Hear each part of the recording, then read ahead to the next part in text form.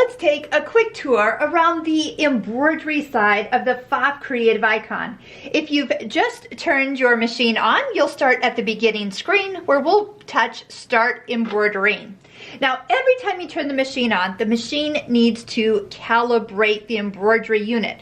So look for this message and touch OK. So this is where you're going to hear that embroidery arm moving around. And that sounds perfect. Now it's way over here on this side, and that's where it's supposed to be. Notice I don't have any hoops attached to the machine at this time. If anything, I will set my pre-hooped fabric, like just right here on the bed of the machine. Notice again, it's not attached to the embroidery arm, but once I get ready to embroider, that arm will come over, and then the next message will tell me when to put this hoop on. So don't get excited and put it on too early. Wait for the machine to prompt you for that. So like I said, you'll probably see me laying a hoop right about there anytime that I'm about to get started. So around our screen, we have all the information that we would need regarding a design, if there's a design on our screen, and then also which hoops we're going to be using. Here's where you can access all the designs. So touching the butterfly finds where you can load the built-in designs from our signature designs, our Pfaff exclusive designs. And don't forget, these are lots and lots, so lots of different, lots of designs in here. So if you need a place to just start to practice your embroidery, just go ahead and pick one. And here, let's do that. Touch and hold, and it will come up on your screen. Usually the next thing that I'm going to do is look at my hoop options. Today we have a hoop that is a 260 by 200. It should say right here on the front of your hoop.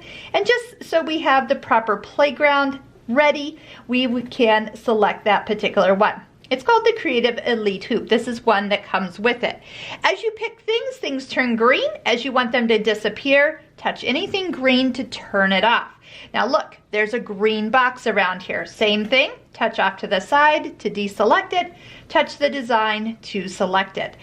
We can touch and drag, so all those things that you've probably done on a phone or device, those will be done here on the screen as well. If you feel like you want to touch the corner and drag it, it will make it bigger or smaller. So these are all things we're going to go through, how to change the size, how to rotate throughout all the videos. But I wanted to bring up a design just to kind of get us going and give us some options of what we can do. Now remember, if you don't know what one of these little icons are, touch the question mark in the top corner and then touch what you're asking. Hey, what's that? That's where you're going to load a font or load an alphabet. And then you can also read more about it in the help section. So if you touch any of these blue links, so read about embroidery text, then it's going to take you to the user's guide.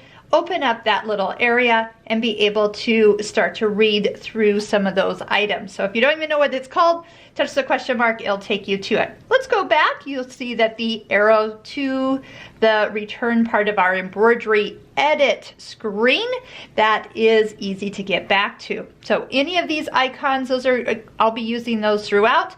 If you're looking for designs on your USB stick or from your logged in cloud account, you'll be able to find those. Yes, I have a lot of designs in my SewNet, and so at any given time, whenever I log into a machine that has access to the My SewNet, all my designs show up. So if you haven't done that already, go ahead and get that set up, and it is a great place to always have your designs at your fingertips. That's what the cloud is for.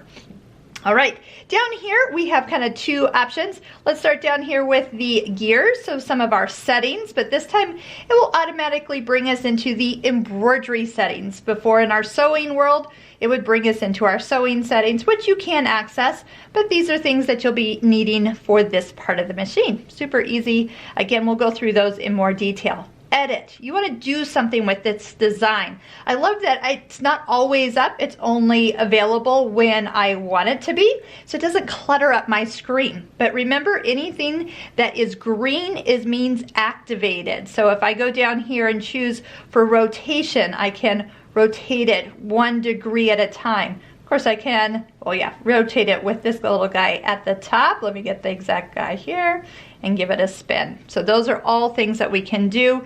We can delete it, we can duplicate it, and again, The question mark can help when you don't know what something is, zooming in and so forth. Okay, so let's go ahead and hide our edit options.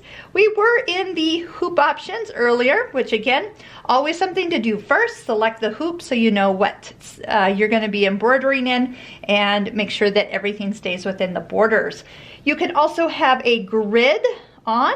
If you're needing to line things up, we can have a grid. We can also change the background. So changing the background color will allow you to sometimes see items that are of that same color. Some designs are saved white, and when I have a white background, that, well, you can't see it at all. So definitely sometimes need to change it. If you want to identify, like if you've got a shirt that you're going to be embroidering on, and that is going to be a red shirt, you can see if things are looking good at that point. So let's just go ahead. We'll go back to kind of a nice white default area there. Now this bottom row here are the ones that, as I feel, are the parts of embroidery software that are now saved into the Pfaff Creative Icon. So normally, years ago, we used to have to pay for software to do all these things. We'll get into the Stitch Creator, Applique Creator, Sequence Creator, and Stitch Creator.